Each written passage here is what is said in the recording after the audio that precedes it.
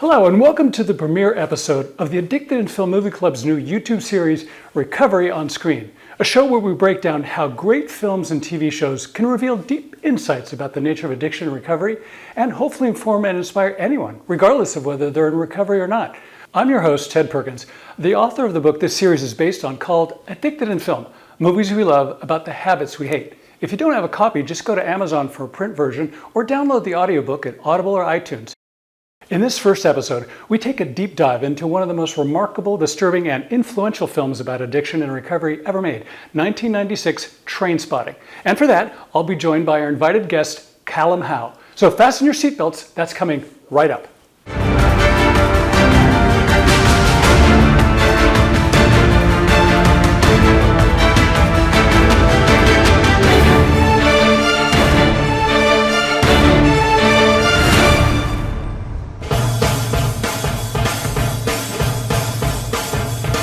Choose life, choose a job, choose a career, choose a family, choose a fucking big television, choose washing machines, cars, compact displays and electrical tin openers.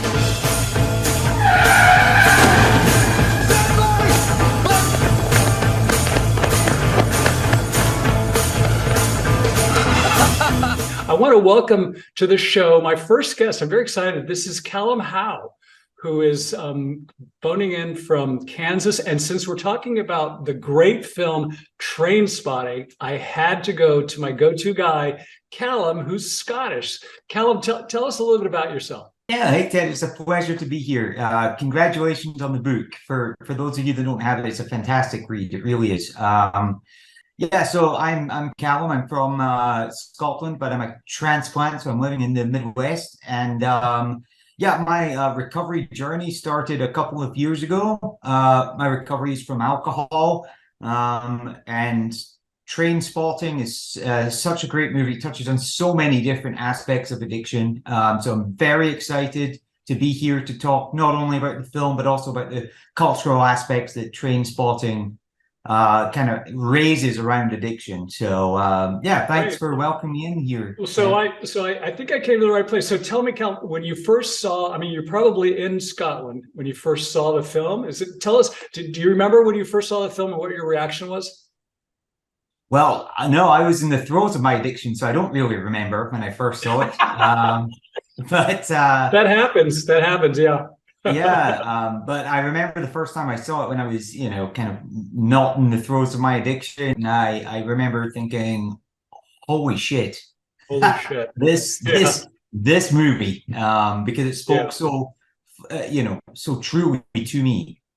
Yeah. Well, Danny Boyle is just an amazing director. That really has put him on the map in terms of a director. As you know, he went on to direct Slumdog Millionaire. I mean, he's just an incredible guy. And as I mentioned in the book, he really is sort of like the complete package. He combines editing, scene placement, camera angles, lenses, the perfect soundtrack, incredible new actors. He discovered Ewan McGregor. I mean, after that movie, Ewan McGregor exploded, and now he's Obi-Wan Kenobi of all things. To think that he got his start with that movie is kind of funny, But what really struck me about the movie, which is why I really wanted to do this first episode about Trainspotting, is that at the time when I first saw the film in Cannes, Cannes Film Festival, I was an acquisitions executive for Universal, and we had the chance to acquire the film. It was eventually acquired by Harvey Weinstein and Miramax. But me and my buddies saw the film, and I tell the story in the book that after seeing the film, something about that film was just made heroin seem so amazing. And like the things they say in the film is like, heroin is like the best sex we've ever had times a million. And so we devised this plan that we're all going to try to figure out how we can get some heroin and like do some heroin and what have you. But luckily we didn't do that. But, one of the criticisms that was levied at the movie was that it glorified heroin use. What do you think of that? Do you think it did that? It was exploring heroin and drug use in a way that really resonated with me and resonated with a lot of my friends. And it also showed the other side of it, the nasty side of addiction and drug use. So it did to some extent, but in a very meaningful way. Oh, thanks. No, I say that in the book. It's that was one of the things that I thought was important. I think films, a lot of times they say, "Oh, you're glorifying drug use and you're making people want to relapse," but also, you have to be honest when you portray what drug use and alcohol use is. And in many respects, if you have a moral to the tale, showing extremes in that case actually can have a very therapeutic or beneficial effect. And I think it had in this sense. Although, there are people who say that Boyle went a little bit overboard, but I think he balanced it because you remember the incredible, if you want to describe for our audience, the incredible withdrawal scene from his, when he goes to his parents' apartment to withdraw. We have a clip of that, which will play over this, but why don't you describe it or what you thought of that scene? Yeah, I mean, it was incredibly intense, but also very true. The sweats, the swearing, the imagery, the hallucinations, everything. I've experienced it myself. Everything went into it, and it was a wonderful scene. Ewan McGregor did a fantastic job of portraying that, and it was, it was one of many scenes that were fantastic in that film. But it really did hit home. Yes, these are withdrawal symptoms that I, in my own recovery, have faced, and it's horrible. But it was a great scene to see that's happening to others. That's how it's portrayed. So yeah, it was a powerful scene for sure. And then you also mentioned, I think we were talking the other day, and you said that like also Trainspotting really does a pretty interesting job in showing sort of like the rock bottom of like when he has that drug overdose and they toss him out on the street. He gets picked up by a cab. I mean, tell us about that scene. I think that was a really powerful sequence as well, right? Oh, that was so powerful. And in my own recovery, Ted, honestly, it's not a question of what is rock bottom. It's how many times I hit rock bottom before I really started my true journey in recovery. But that scene was very powerful. I have fortunately not been in the situation where I've had to be dragged in or out of a cab. But it's a very real thing for a lot of folks in recovery, and that scene was just so powerful in I think explaining how harmful addiction can be and what it can lead to. Nobody in their right mind would want to be pulled in or out of a cab, taken to an emergency room, put in a bed, and because of substance use abuse. So that was very powerful for me, and certainly is one scene that I watched over and over again, and I was just like, wow, I'm glad it wasn't me. Glad it was Ewan McGregor acting. And what's really funny, Cal, you hit on something, is that the scene. It seems like most people who've seen Trainspotting, and if you haven't seen Trainspotting, I think you're in for a real treat. But also be prepared. There's some incredible scenes that you've never seen in another movie. There's one particular scene. I'll let you sort of semi-describe it. It's sort of like it's the famous scene. It's like the most disgusting bathroom in Scotland. Tell us a little bit about that one. Yeah, that's a wonderful scene, Ted. Honestly, so that scene is Ewan McGregor diving into this disgusting toilet and just kind of dives into it and then starts swimming around looking for pills that he had to shove up his arse effectively. And then kind of shat them out and was searching for them again. And it's so disgusting. But I've done some things in my life that have been horrible. Nothing as horrible as that, thankfully. At least not that I remember. But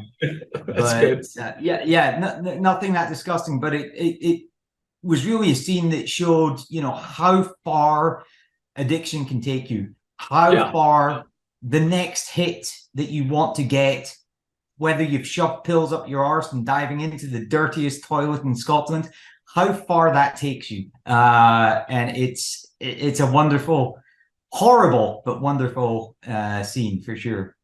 Yeah, I love that scene. In fact, it's one of my favorite scenes ever. In fact, when we saw that, it's very funny because Boyle sort of mixes like magical fantasy realism with drug addiction and this rock bottom, all in this really interesting collage. But another scene that I think is really cool, and we have this segment which we can play as well, is one of the great characters in the movie is this guy Begbie, played by Richard Carlisle, who, now this is a true story, and I mentioned this in the book. His Scottish brogue, his accent, was so thick in the movie that even though they were playing the movie in theaters in the United States, they determined that his accent, his Scottish accent, was unintelligible. So they actually put English subtitles underneath somebody speaking English, but with a Scottish accent. But Richard Carlisle is just an incredible thing. And he is really, the key scene for him is sort of like what you mentioned, is like this incredible reflection of this pub culture in Scotland, which is sort of dangerous and over the top. Tell us a little bit about that scene while we watch one of the segments from the film as well. Sure, that scene is quite a scene, Ted. Yeah, so he's telling a story. It's really nothing. He's just telling a story for telling a story about how angry he got at some kid, and then later on you get the true story from Tommy, another character in the movie. But at the end of it, so they're all there. Begsby's telling a story about in the balcony of this pub, and at the end of the story, he throws this glass behind him down below onto the floor, and it's a packed pub, and it smashes on some girl's head, and she's covered in blood and she's screaming, and Begsby goes down, and he's just like, somebody smashed a glass over a lassie's face, and we're not going to leave this pub until we get to find who did this. And it was him. And, that's what he got. That was his drug, was getting off and beating the absolute shit out of people. I've been in bars in Scotland. That happens. I mean, I've seen people glassed. I've seen people hit by glasses that have been thrown off balconies. Oh, wow. Yeah, and it's all because typically they're belligerently drunk or very high on drugs. And it's a real thing. I mean, it's not a nice thing. You go to a diner in the US and it's a nice thing. People are all pleasant. You go to a pub at Scotland at 11 p.m., chaos ensues. I can promise you that. So yeah, it's a real thing. It was a great scene. I mean, it was a terrible scene. There's a part of me that wants to go to Scotland and go to a pub and experience that. I don't drink anymore, but I'd still like to sort of hang out as a fly on the wall. Another great scene that you also mentioned and you picked up on, it's one of my favorite scenes, is that when the lads are all out like on the Scottish heath, and they're sort of like out walking around and whatever, and they're drinking alcohol and doing whatever. And one of the guys, I can't remember the guy's name, the guy with the long hair who gets in trouble with the sex tape. At any rate, he says, "Come on, guys, let's walk up into this heath. Let's go up there and experience life." And Ewan McGregor's answer to that is just so priceless. He's like, "We're wankers. We know we're wankers. Why even try?" But it's an important scene. Maybe you can describe, in your own words, what you thought of that scene, what you got out of it, and then I'll tell you what I got out of it as well. Sure. So I can tell you for free, I spent many years of my youth underage drinking in the Highlands of Scotland, doing exactly that. Bottles of vodka and just fucking around. And what I got from that scene is the realization of Ewan McGregor saying, we're wankers. Now I look back in my past, I was like, yes, we were absolute wankers. I mean, what were we doing? We were wasting our time walking around the hills of Scotland with bottles of vodka or whiskey or whatever, and thinking that we were the best people in the world. We were not. Yeah, So yeah. that was a really powerful scene for me, and I took a lot away from that because it allowed me to reflect on my past. Yeah, well, thanks. I think you're right.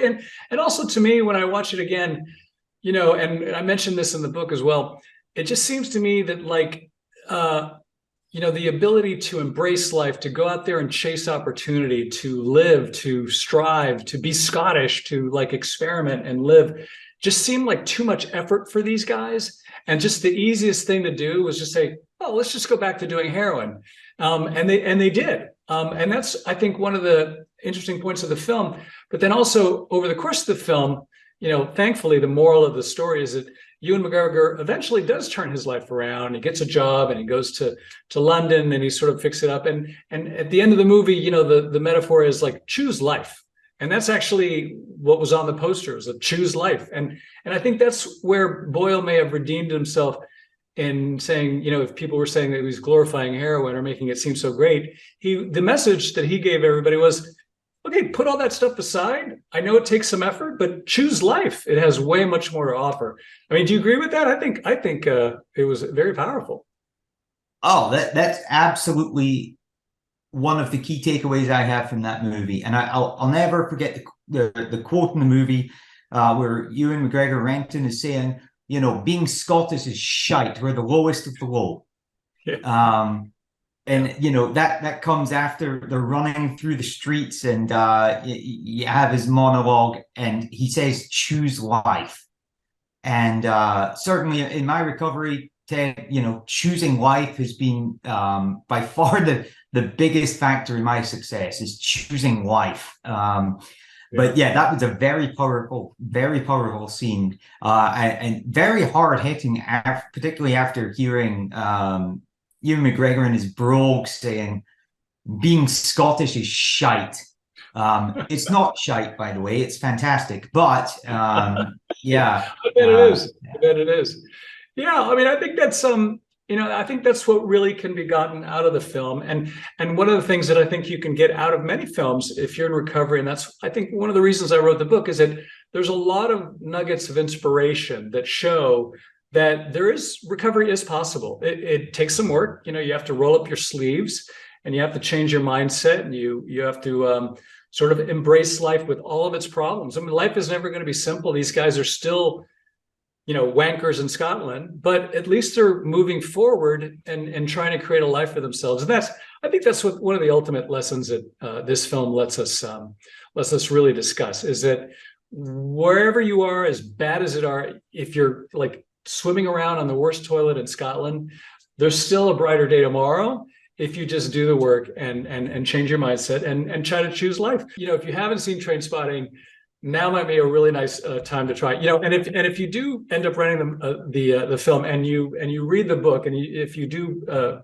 pick up a copy of the book, do read the chapter about Trainspotting. And I'd love to hear whether you think my observations about the film are good or not. Anything else before we leave? No, I don't think so, Ted. This has been super fun. I really appreciate the opportunity to talk about it, and thank you for inviting me onto this show. Particularly, I feel more than esteemed being the first guest. So thank you for that.